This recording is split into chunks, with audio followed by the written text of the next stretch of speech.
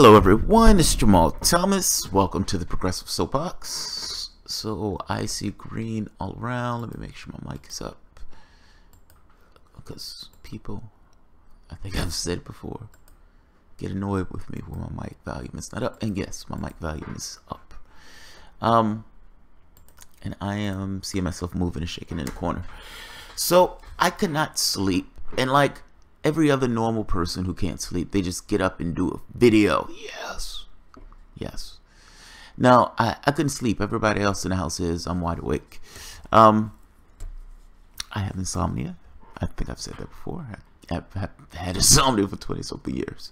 So having a studio or a makeshift studio is a good outlet. I would like to talk about Howard Zinn. It's Thanksgiving, or at the very least we just passed Thanksgiving, a belated Thanksgiving. And we've grown up with a particular image in this country of Thanksgiving, pilgrims shaking hands with the Native Americans that they were calling Indians and sitting down to this feast. And this was a beautiful feast, and this was a beautiful melding of the colonists and the indigenous people in this country. And the world was rainbows and ponies, and there was no hunger and no starvation, and peace roamed across the land. This is, of course, a ridiculous portrayal, and this has gone back for as long as I can remember. I can remember plays in school showing this particular scene, this forged scene, this whitewashed, massively whitewashed scene of our history. Howard Zinn.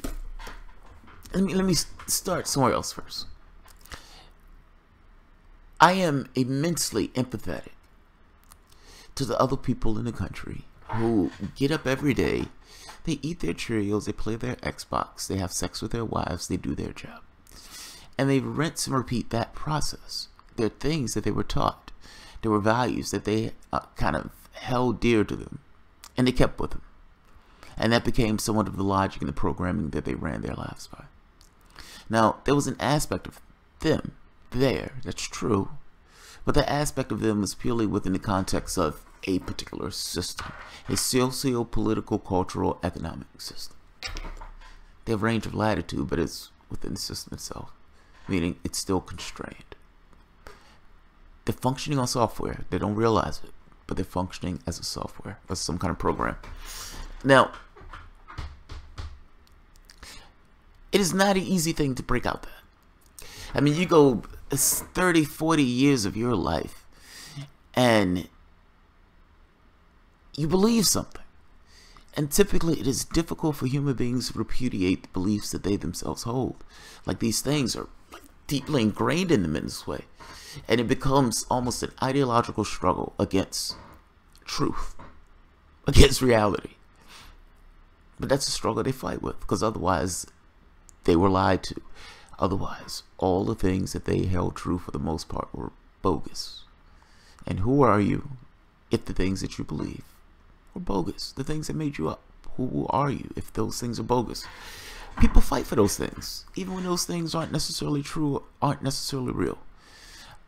My point in this, it is not an easy thing to break people out of something that they've gone through for the past 30 years.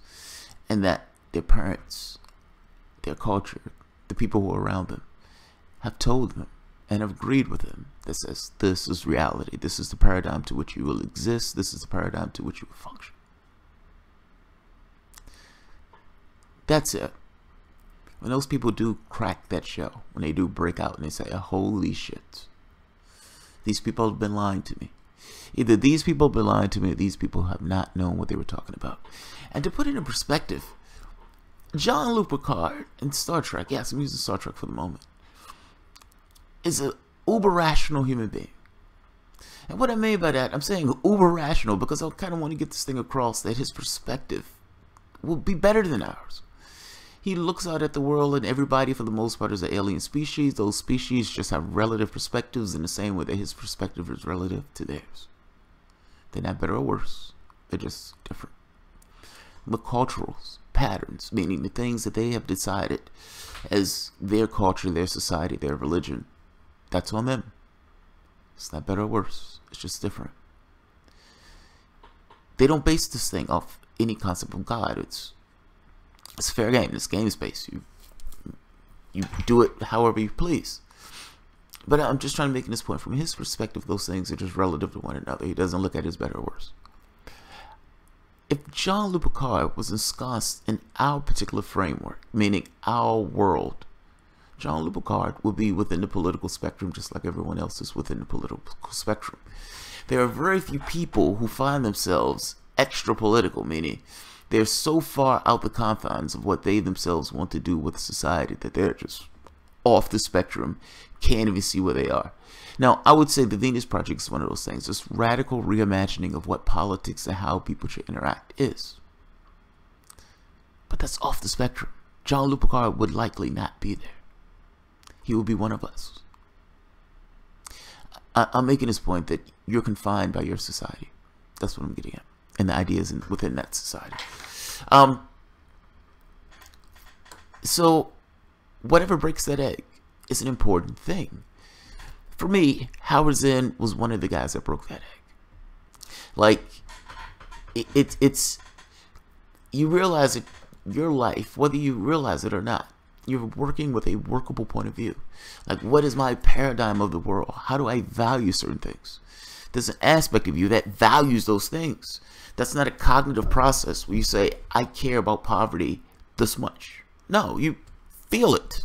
Like, it's at least from the left, it's a felt thing. It's not a I weigh this thing. This is something that I deem important. Everybody has that scale in their heads of the things that they themselves deem important. Howard Zinn was the guy who helped me realize a different workable point of view, if that makes sense. And even getting across how this stuff becomes to some degree relative and this stuff becomes narratives. That was Zinn, at least for me. He was fucking amazing. There were several people who played a role in that, but Zinn was one of those people. A People's History of the United States. That was his main book. Howard Zinn is, just for those who don't know. I've known him as a historian for the most part, but yeah, historian, activist, a professor of history at political science, at Boston University. Howard Zinn died in 2010. Howard Zinn died in 2010, and we lost the stallion because the man was amazing. I'm going to read a chapter, or a chapter may be too much, but I don't think anyone wants to hear me read a chapter. But a section from People's History of the United States. I mean, it's Thanksgiving after all.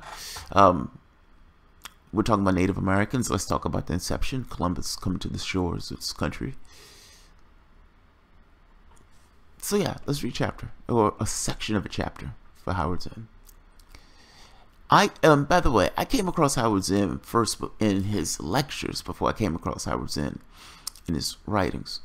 It was one of those things of, at that point I was inhaling all sorts of like historical stuff. It was amazing. Everything that I read or watched for the most part had some kind of historical context. I go through these phases of being ridiculously interested in a particular thing. And in those moments I just kind of catch the wave. Just go with it. That was one of those moments. Howard Zinn was one of those people where I inhaled every lecture that Howard Zinn had online. Anything that Howard Zinn had to say, I wanted to hear. That man is fucking amazing. It's fucking amazing. I love his point of view. One of his best lectures that I've seen, and I'll get to this after a while, but he was having this conversation about 3 good wars. And he was talking about the Civil War, the Revolutionary War, and World War II. And asking these questions like, hey, is there any way those things could have been achieved by something other than war? Now, I had never heard anyone ask that question before.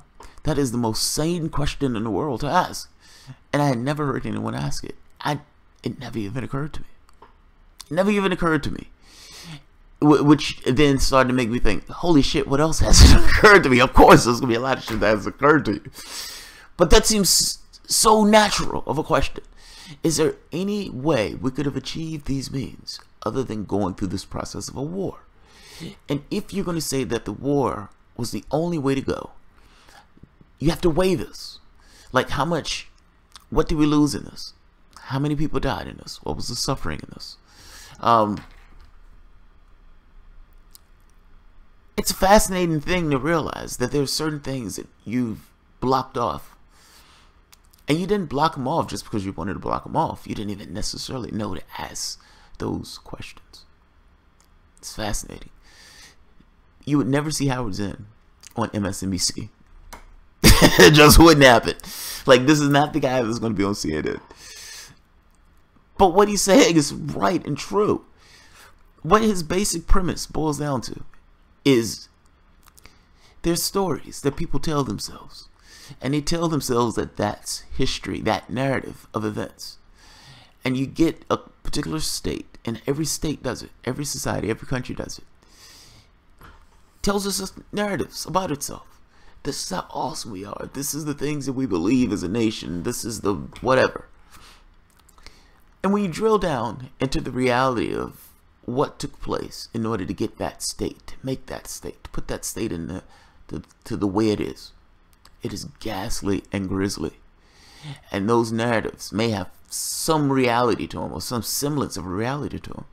But there is a nasty counter story to the things that took place. Everything that I do is going to have some reverberation. I go to the nail salon. I get a mani-pedi. I am getting a mani-pedi. The mani-pedi feels awesome to me. That person who's doing that pedicure is working. That person who's doing it is working. What is that situation like from the perspective of me versus what is that situation like from the perspective of her? I'm making this point that everything that takes place in history, in society, in your life has another point of view associated with it, just by virtue of another being there in that process. Some of the events that have taken place in American history have been ghastly. Have been immensely ghastly. And the things that this country holds up as heroes have done really nasty fucking things. And it's a slap in the face to call these guys heroes when the things that they did were really fucking disgusting and depraved. There is a secondary narrative to the events that take place in American history. And Howard Zinn's point was, if you're going to weigh these things as being good, and if you're going to hold these things up as being awesome, then you also need to add in or subtract the negative consequences of the things that you've done. Be honest. That's his premise. Be honest. Just be honest. So let's take a look at this.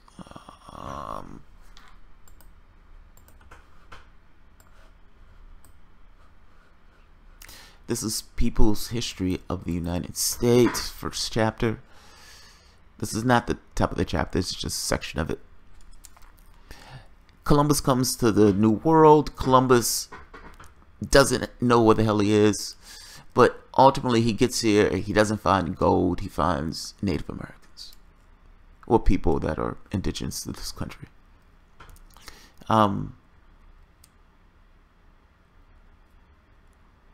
Let's see. There is something specific I want.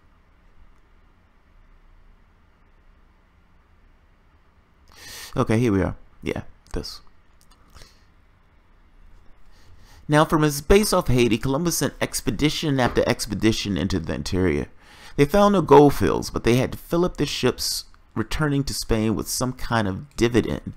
The year 19... Well, let's see if we can blow this up. Let's make this larger. Okay, that is too large. Alright, let's try this again. Now, from the base off Haiti, Columbus sent expedition after expedition into the interior. They found no gold fields, but they had to fill up the ships returning to Spain with some kind of dividend. In the year 1495, they went on great slave raid, ground up 1,500 Arawak men, women, and children, put them in the pens guarded by Spaniards and dogs, and picked 500 the best specimens to load onto the ships. Of those 500, 200 died en route, en route. The rest arrived in Spain, alive in Spain, and were put to sale by the archdeacon of the town, who reported that, although the slaves were naked as the day they were born, they showed no more embarrassment than animals. Columbus later wrote, "Let us in the name of the Holy Trinity go on sending all the slaves that can be sold." That's Columbus. He's a great man. He's a great man. But too many of the slaves died in captivity, and so Columbus, desperate to pay back the dividends to those who invested, had to make good on his promise to fill their ships with gold. In the province of Callao, Haiti, where he and his men imagined huge gold fields to exist, they ordered all people 14 years or older to collect a certain quantity of gold every 3 months. When they bought it, they were given copper tokens to hang around their necks. Indians found without copper tokens had their hands cut off and bled to death. The Indians had given an impossible task. The only gold around the bits garnered from the streams, so they fled. They were hunted down with dogs, and they were killed. Trying to put together an army of resistance, Arawaks faced Spaniards who had armors, muskets, swords, and horses. When the Spaniards took prisoners, they hanged them or burned them to death. Among the Arawak, mass suicides began with cavasa, poison. Infants were killed to save them from the Spaniards. In 2 years, through murder, mutilation, and suicide, half of the 250,000 Indians on Haiti were dead. When it became clear that there were no gold left, the Indians taken as slave labor on huge estates, known later as economidas. They were worked as ferocious pace and died by the thousands. By the year 1515, there were perhaps 15,000 Indians left. By 1550, there were 500. A report of the year 1650 showed none of the original Arawaks or their descendants left on the island. Let's see. The chief source, and on many matters the only source of information about what happened on the island after Columbus came, is Baltimore de las Casas, who was a young priest participated in the conquest of Cuba. For a time he owned a plantation on which Indian slaves worked, but that gave up and became a vehement critic of Spanish cruelty. Las Casas transcribed Columbus's journey, and in his 50s began a multi-volume history of the Indies. In it, he described the Indians.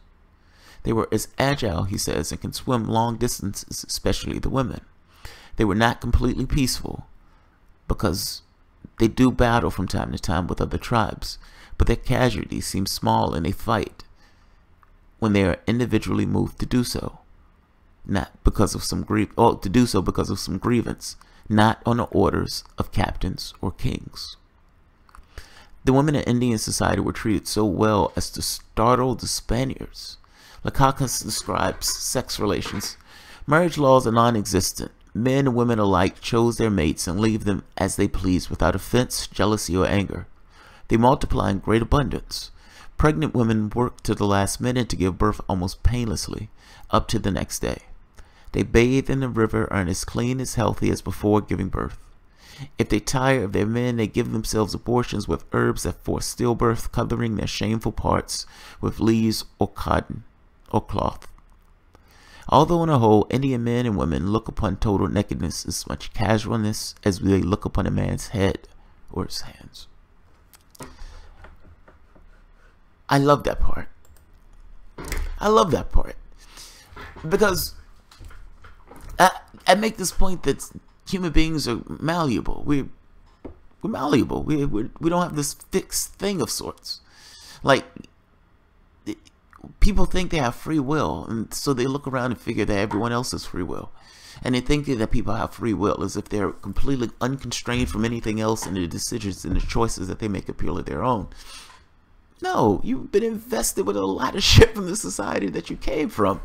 Your culture, your environment, all of those things participated to making you who you are. You're not unconstrained. It's like running software of sorts. Look, my point in saying this is, oh jeez, I lost my train of thought. Yeah, Jesus Christ, I lost my train of thought. Oh, I know what it was. Human beings are malleable. The reason I say this is the reason why I make this point of, this is the stuff that was put in you to give you a particular perspective of the world. That you're not this kind of free-floating thing in a void and I make my own decisions. Your decisions are based purely upon the things that you have experienced in your life. Meaning you've learned something either from explicit interaction with somebody or with just bumping into reality in a particular way. That's how you became you. It is a software that is running in this sense. This is an aspect of society, or a society that sprung up in this way without this Western influence, that ultimately did not look at nakedness as being any big deal. They didn't look at it as a big deal. Their society didn't work around this idea of creating these norms. To them, this is just the way things are. What's the point of marrying somebody when you may tire of that person? You two may tire of each other. What is the point in marriage in this case? Yeah, they had a different norm system. They had a different society. I would argue that how they view marriage is better. I would argue how they view marriage is much better. Yeah, I'm not going to get into that one. I'm not going to get into that debate. But yeah, as human beings, as guys, we lock ourselves into these ideological ideas of things. So it's like, yeah, so you get married and you stay with that person for your entire life. And it's like, but what if we hate each other? Then you get a divorce. Okay? But the formality of it is just weird. That's all. The formality of it is weird. It's you're supposed to be with this person, and then it's this weird quasi-religious government thing, where it's like, so the government is part of this process. What does the government have to do with my marriage? And it's just weird. That's all. I think the marriage thing is weird. I think this tribe has it right. Allow people to be people.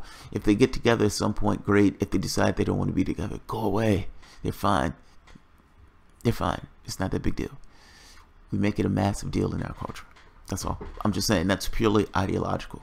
It doesn't have to be that way. We've had societies where it wasn't that way. But a lot of stuff is.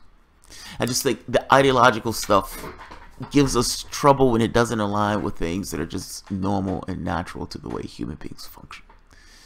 Meaning, if I have to stand up for a long period of time, I'm going to get tired. I'm going to want to sit down. That's a human being thing. That's just flat, fact, human being thing. Now, your society may say you need to stand up for 20 hours a day. Well, that's your society doing things. And at that point, that's become some kind of ideological thing. And now it is a pain in my ass because I have to stand up for all that time. Meaning, this is going against my natural way of being. That's all. I'm trying to make this distinction between something that's purely ideological versus something that is as natural can be based upon just the way our biology is made up. Yeah, Howard Zinn is amazing. Howard Zinn is amazing. Like, people make this thing out for Columbus as being... I think it's only recent where I've started hearing this kind of grumble about, well, wait a minute. What the fuck are we honoring Columbus Day for? The guy was a maniac. And then you get to the thing of Thanksgiving, because it's hard to kind of talk about Thanksgiving without talking about how those people got over here and when did that stuff start taking place. Yeah, it was a travesty. You're talking about this westward expansion. Well, let's call it what it was. It was a genocide. They weren't expanding into nothingness. It wasn't expanding into a void. There were actual people here when those pilgrims and pioneers got here. People give it this idea of the noble pioneer who's going out and this rugged individualist. There were other people here. These guys were fucking murderers. These guys were murderers. And we're holding out Thanksgiving like it was this awesome thing. It wasn't. That's pure propaganda. I would imagine that any native is aggravated to no end on Thanksgiving Day. and I would not be shocked by it. And I'll give this one last thing. When Obama was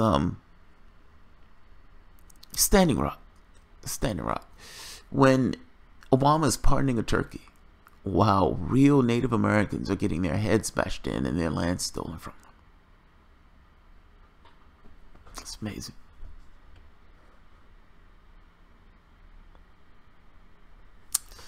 We have people here at 3:30 in the morning. That's awesome. I really love how it's Zinn. Thanks for doing the show in memory of Jamal. Aw, thank you, Arrow. Thank you. The systems makes it if you have no rights without marriage, you can't let your spouse have health insurance. Can't be there when they're dying. It's why there's such a fight for marriage equality. Yeah. So there was, it's funny how art informs your society to some degree. Like it's oh God, he's massively disgraced right now, but Bill Cosby. Like there was Harlem Renaissance. The Harlem Renaissance had this thing of, it's called like when Negroes were in vogue, given this other impression. It's like you have these guys who are jazz artists, these guys who are poets, and you're like, oh my God, these darkies can write. They have depth of emotion. Did you know they had depth of emotion? And they have a certain way of viewing the world? Holy shit. Who knew? It gave that secondary perspective. And that perspective gave this kind of inroads into other parts of American culture. Art matters. Art matters massively. Bill Cosby was another one of those shows. And yes, like I say, he's massively disgraced right now. But at the time, Bill Cosby, the Cosby Show was a big fucking deal. And you had this, black doctor with a lawyer, black lawyer as a wife with these perfect kids. And no, they weren't perfect in the sense of, never did anything wrong, but perfect from the standpoint of what you was considered to be a typical family. That was a gorgeous sight to have on television. And yeah, I do think art in this case it gives this impression, how can I say it? It allows people to look at things from a third person perspective that they couldn't necessarily comprehend on their own, if that makes sense. It gives a portrayal of something that they may not necessarily have been able to visualize otherwise. And in the third person perspective, allows them to see it from a different angle. Ooh, I did not know that they could be this way. Wow, this is interesting. Maybe I would treat somebody differently in this case. Or at the very least, the kids growing up with a different perspective of things.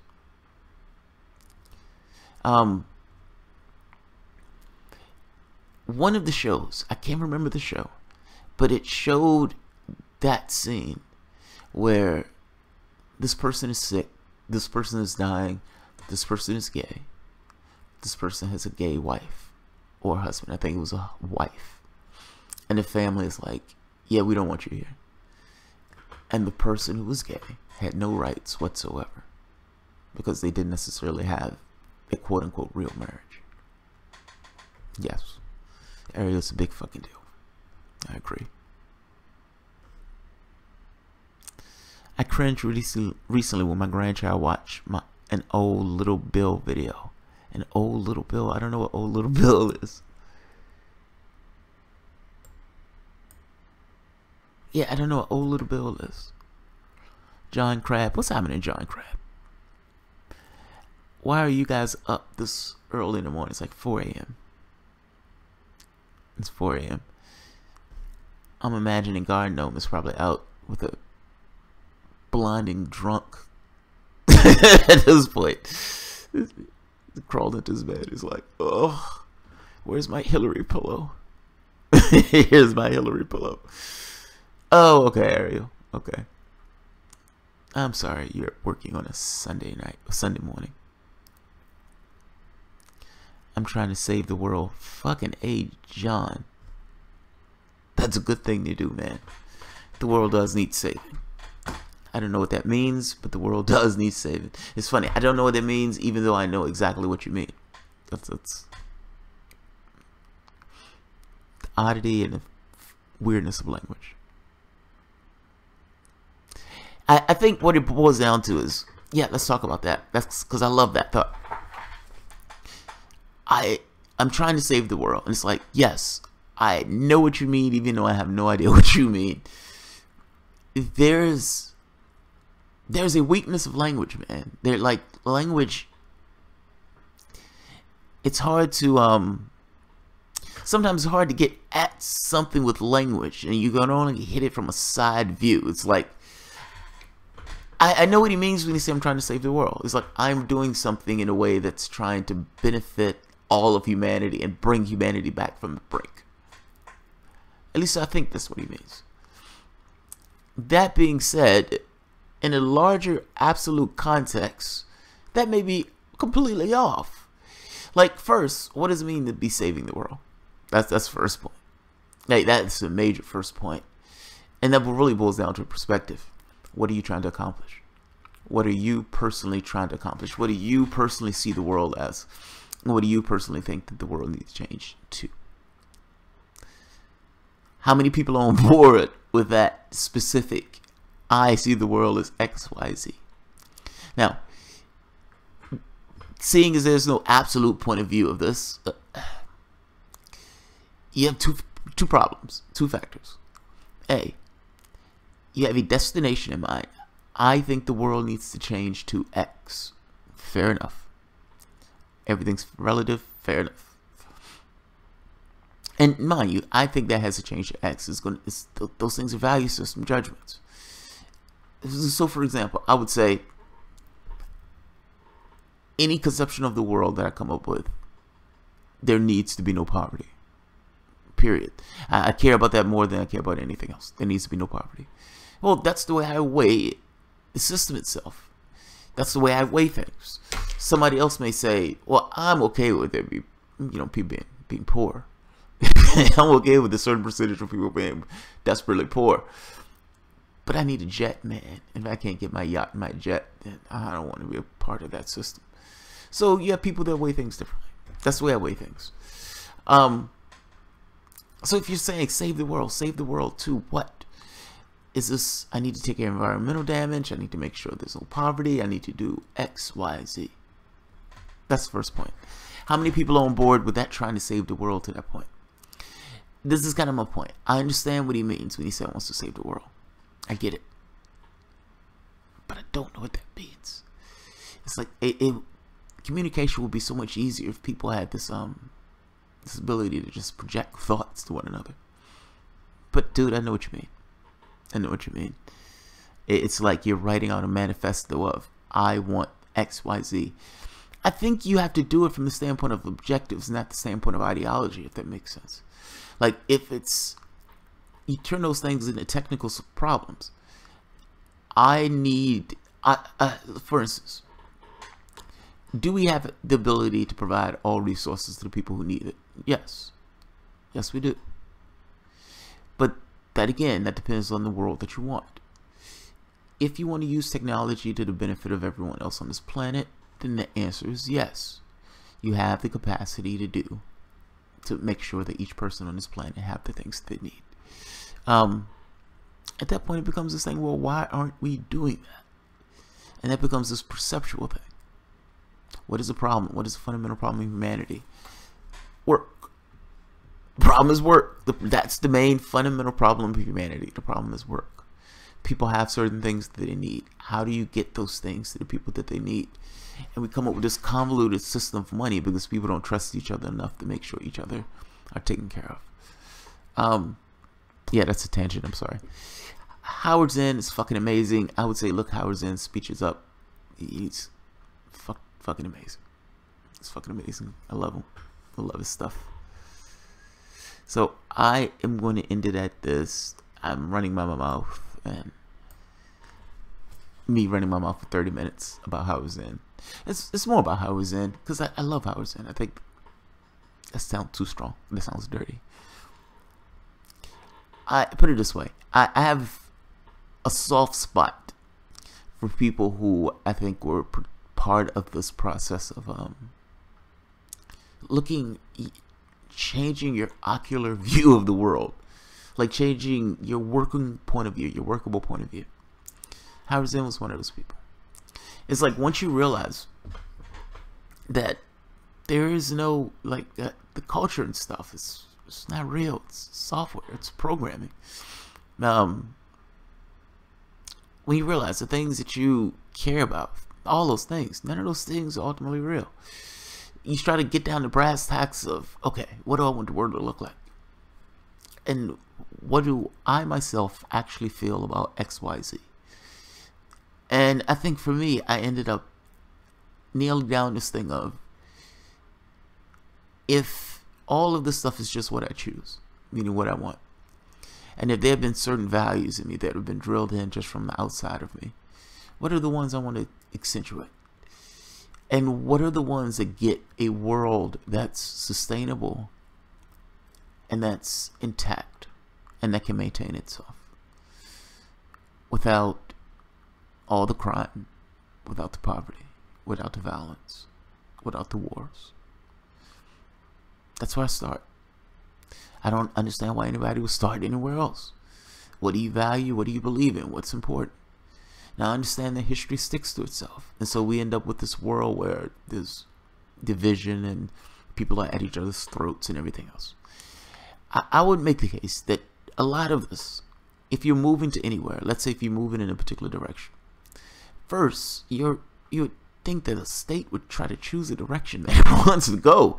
I don't understand why it's just this kind of lurching forward, lurching somewhere. I don't even know. It's not even forward. You would think that a party would have a clear goal, a clear something that the public can measure that party to. I find it weird that you just have these parties that are all over the fucking place. When we're talking about loyalty tests and stuff like that, like they're doing in Bring the Momentum Party, yeah, I full well support loyalty tests in this sense. What do you believe in? Otherwise, how does the public know what you're supposed to represent as a party? Yeah, I'm running my mouth at this point. I'm babbling. So I am going to end this. Yeah, Howard Zinn was badass. This was badass. Look, I just want a sustainable system. That's all.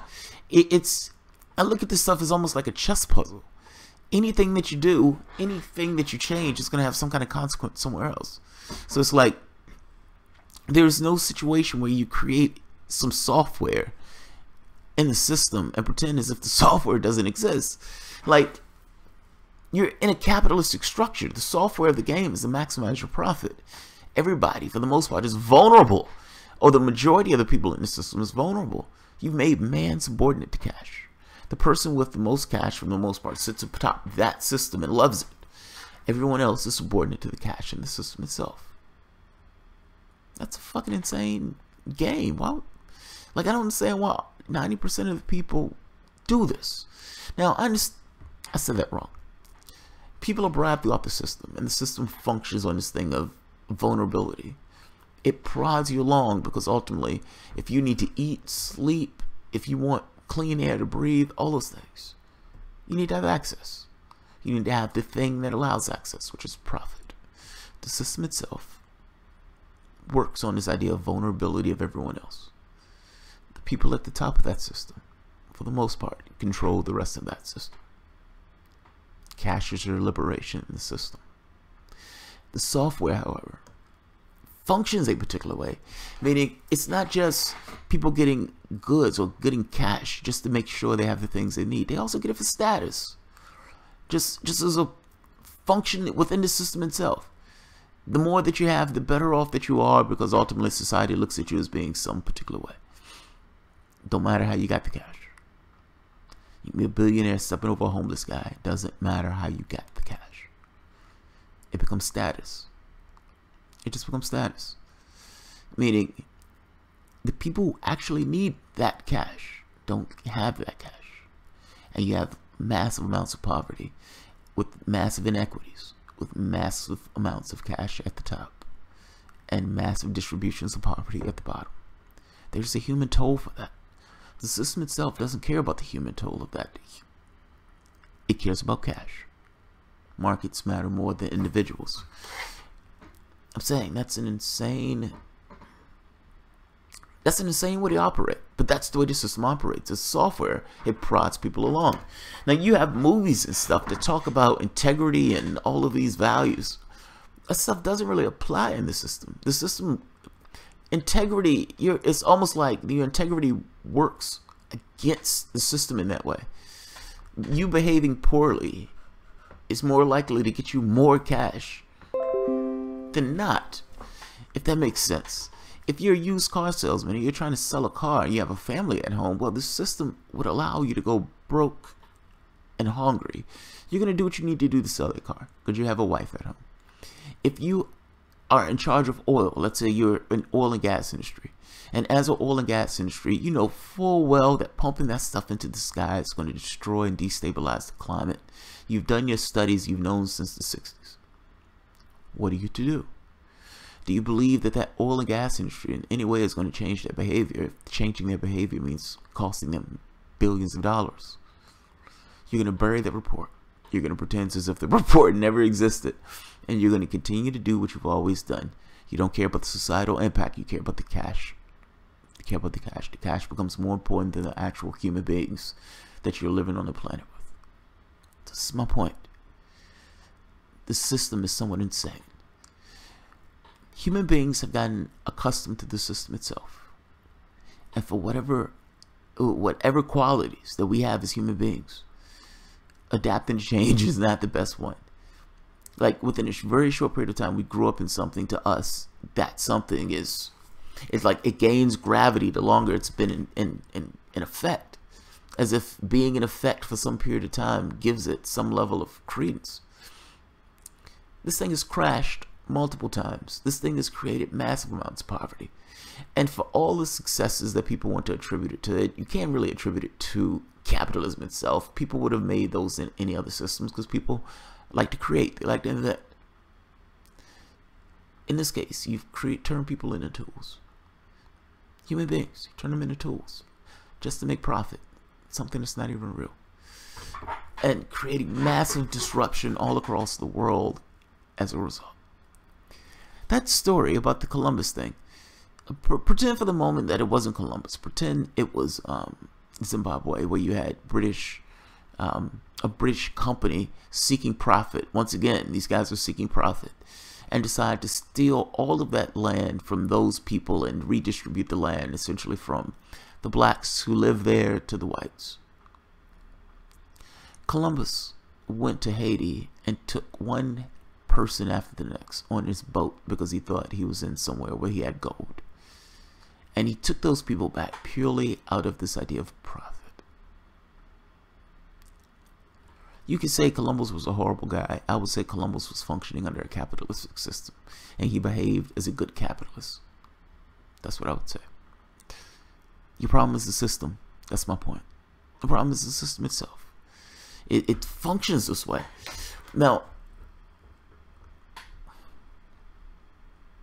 I've gone down a tangent, but look, my main point in this is if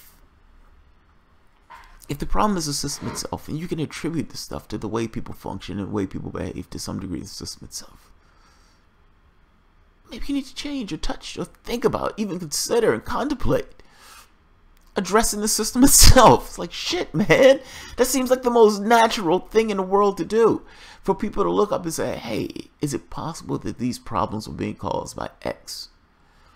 I know people don't think that way. I know people function a particular way, but Jesus Christ, it is aggravating to me.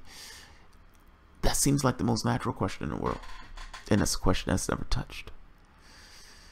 Aquatic Dave, Buckmaster Fuller explained decades ago that we have enough technology to make what everyone eats. Yes, we do. Yes, we do. Capitalism privatizes that technology, meaning it only works to the behest of a very small minority of people, the top 1%. And if you don't have cash, you don't get those particular items. So you can have a world that's 90% automated. That 90% automation is owned by the 1%, and the rest of the population just out of jobs, out of work, and in, the rich is in their enclaves. The technology exists to meet all the world's needs. That's true. That's a flat fact. one process after the next can be automated to the point where little human work or labor is required. 20 years, 90% of those things can be automated. The later it gets, even more. I'm saying the world can be a fundamentally different place. This is a choice. Whether the 99% realize it or not, all of this is choice. At any point, the perspective can change. And you can say, I don't like this. I don't want to participate in this anymore. And ultimately, I want to change into something else. That's not going to happen. But it is a choice. It is a choice. All of these things are just perceptual gimmicks and tricks. It's a choice.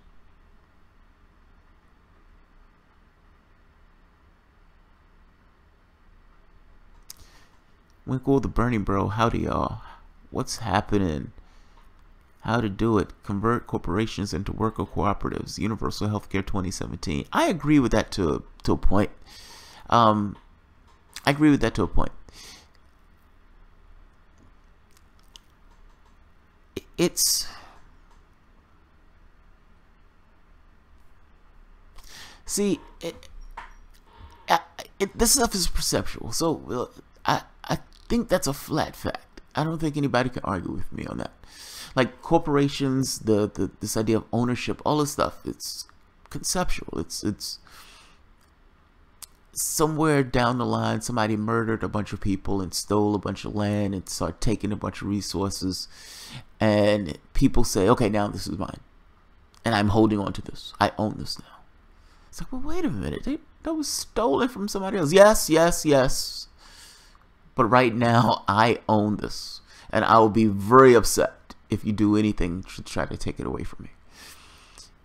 Look, this idea of ownership and everything else, it's perceptual. It's this person says, I own it. Okay? Now he has some legal thing, some legal fiction that says he owns it. Okay? Then there's this other legal entity called buying thugs and having cops to protect that particular thing. Now you have this small part of the population that pays this other demographic in the population to protect their things, owning most of the stuff. Now, I'm always amazed that the 99% supports this. And I don't necessarily think that they realize how much the top 1% owns of commons. Like, I don't think they get it. Like, even to the degree of the amount of, like, when their taxes go down, anything that they need to do in their government, the expenses go up. Like the reason why they have these, like the reason why they're talking about raising fees at parks, they're not getting enough money to cover those things. Like you have the government starved of cash. Taxes used to be up, I think up around 70% during the Kennedy administration. By the time they got to Reagan, they dropped that stuff down to like 30%, 33%, something to that effect. Yeah, they're getting hoes, man. They're getting hoes. We have a bunch of perceptual things. The moment human beings realize that this stuff isn't set by God, you have a different world. Until then, you don't get it. They don't know how unequal our system is. No, they don't. There's a great video on that subject. Aquaponic Dave. No, they don't. When you ask them, like when you actually show them the graph, oh, they're usually blown away. They're usually blown away. Like you show them the amount of wealth. It's like you're at this point where they have the wealth of like pharaohs. Like it goes well beyond like this thing of pharaohs. And we've created this odd system where it's like these guys can be pharaohs and yet be the everyman. So it's you know your boss is a millionaire, and most of the people working there are barely making ends meet. And he's rubbing shoulders with them like, oh, I'm just some average guy. Yes, we're just average guys. We're just average guys. I'm going to my yacht for the weekend. It's fucking amazing. It's amazing. I don't understand why people aren't okay with that. That's all. I don't understand why they're okay with that. Oxfam in 2011, 62 people own 1/2 of the world's resources. In 2016, it dropped to 8 men. Yeah. Yeah, I don't understand why people are okay with that, guys. I don't. I really don't. But yeah, the person who opened my eyes on it to some degree was Howard Zinn.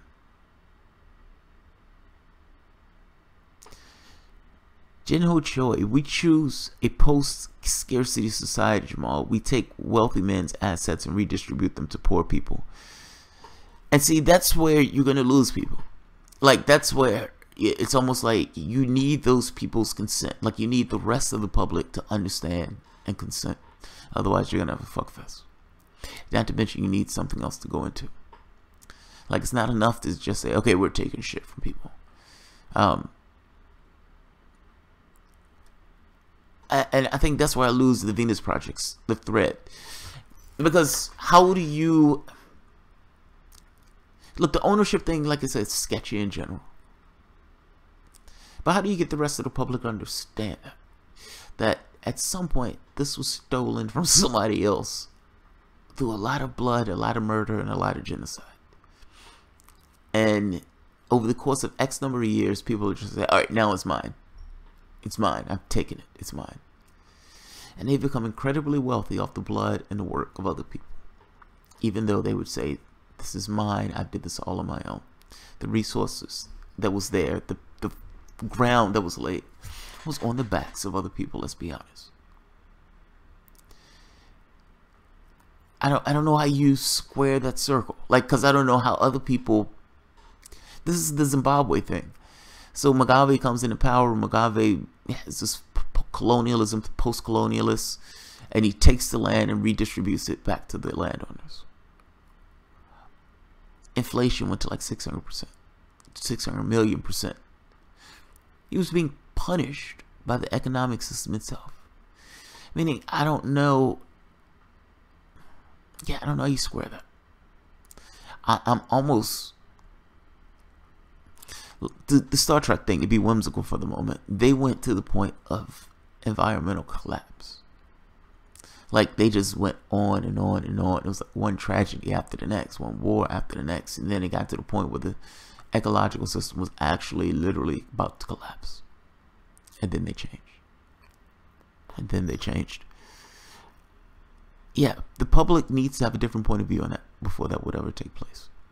That's all I would say. I'll say it that way. We do that now here in the United States too, but we do it poorly that the rich bribe the cops impose. Yeah. Genocide wealth is inherited and remains genocide exploitation of theft. Yes, genocide, I agree with that.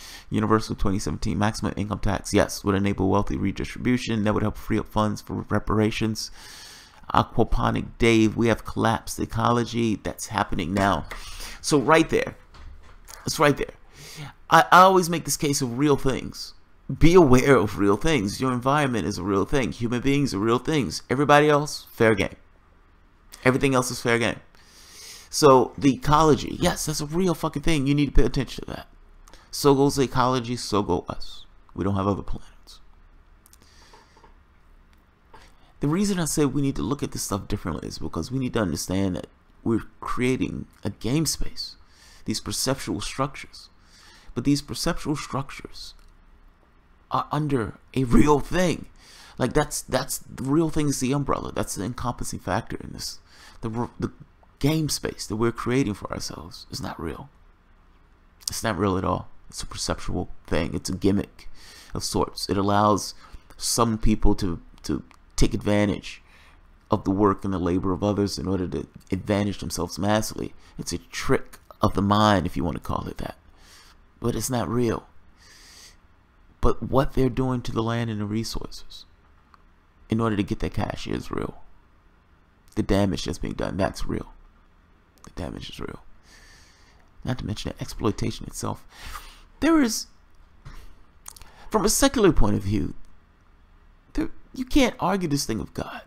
And if you can't argue this thing of God, then you can't argue this thing of human beings are supposed to do X. If you can't argue this thing of human beings are supposed to do X, why are people working 40 hours a week? Why? Why? To what end? What are you working towards? What is it for? I don't understand. What's the point? Like, for that matter, you know, Jean-Luc Picard, they're going in space from one place to the next. It's like, what's the point? Why are you doing this? Now, in their case, they're looking at human advancement. What's our answer? You're working for the sake of work. You're working purely just to put money in other people's pocket. Honestly, there's no goal to what you're doing. There's no goal. It's not self-advancement. It's purely to make ends for someone else. It's just purely to make someone else profit. Usually what people call self-advancement is making themselves a better tool for a company. That's not self-advancement. I'm sorry. That's not self-advancement. In an open system where you could choose what you want to do, self-advancement will be something fundamentally different than you making yourself a tool for somebody else to be rich. So, yeah, I'm bitching. I'm just saying, there is no point. It's one thing if the work that you were doing was to supply something for something that human beings need in order, etc., etc. But that's not it at all. That's not it at all. People just do things just to purely make profit. It has nothing to do with moving the society forward. And now, just because profit is king, you have the financial sector. And the financial sector makes squat and does squat for the economy. It's worthless. It's worthless. And yet, it makes billions of dollars out of thin air, wizardry. Capitalism's accounting system has a built-in feature, 100% resource depletion. All valuations, minerals, trees, oils, etc. are derived from the assumption of 100% resource depletion. Think about that. Think about that. It's like as if the earth is not a real thing. It's amazing. It's absolutely amazing. They function at this level as if this will always be here forever, and this will always be. Nothing will ever change. That's maddening, man. That is sadistic. Because scarcity has been engineered into the system. Well, yeah, because at that point you can say scarcity increases the profits of something else. So less it's this thing is rare, I'm going to charge you money for it. Yeah. Think of the capitalists thinking there's a flood or something. Water reserves are damaged. And they're like, hey, we have bottled water. We're going to raise the cost on this bottled water by 100 times because these people are thirsty and they're going to die of thirst if they don't be able to get it. So we can extort $1,000 for this one bottle of water. That's the good capitalists. They do the same thing with medications. So yes. All right, this is me babbling for an hour. The first part wasn't babbling. The first part is just me just loving Howard Zinn. The part after that, yeah, it's me babbling. So I will end it at this. If you guys enjoy the content, feel free to share, like, subscribe, and of course, you can always support through Patreon. Thanks, guys.